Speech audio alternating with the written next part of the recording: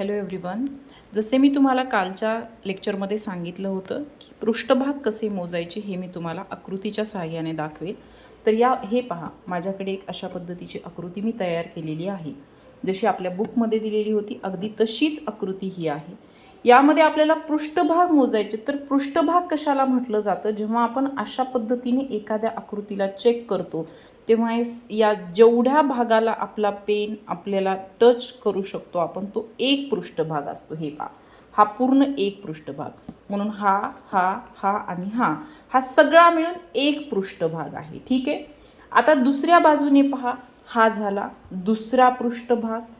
त्यानंतर हा झाला तिसरा पृष्ठभाग जो इथून इथपर्यंत पूर्ण आहे. त्यानंतर पहा, हा झाला चौथा पृष्ठभाग. आता आपण पहिल्या स्थितीमध्ये आलेलो आहेत. आपल्याला 4 पृष्ठभाग चारी बाजूंनी भेटलेले आहेत. त्यानंतर सगळ्यात खालचा एक आहे तो 5वा पृष्ठभाग झाला. आता बघा की या ठिकाणी आपल्याला इथून इथपर्यंतचा एक पृष्ठभाग दिसतो. म्हणजे हा जो भाग आहे तो 6वा पृष्ठभाग आहे, ज्यावरती मी पेन ठेवलेला आहे. हा 6वा पृष्ठभाग.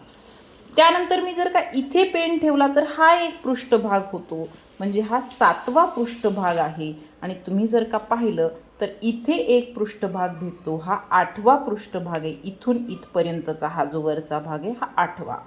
अशा पद्धतीने एकूण 8 पृष्ठभाग भेटतात. परत एकदा बघा, एक पृष्ठभाग, याच्या पाठीमागच्या बाजूने असलेला दुसरा पृष्ठभाग, इकडे असलेला तिसरा पृष्ठभाग, इकडे असलेला चौथा, खालच्या बाजूने असलेला 5वा, हा इथे असलेला 6वा, त्यानंतर हा 7वा आणि हा 8वा.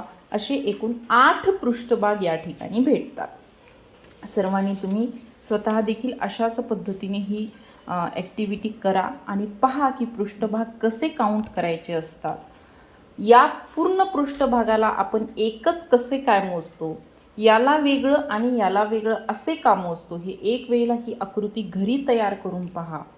पाहत असताना खाली पेपर वही कशावर तरी हे ठेवा, जेणेकरून असे टर्न करून तुम्हाला पाहता यावं की याच्या किती पृष्ठभाग आपल्याला दिसतात. ठीक आहे. तर एकूण 8 पृष्ठभागांची ही आकृती आहे. सर्वांनी ॲक्टिव्हिटी करून पहा.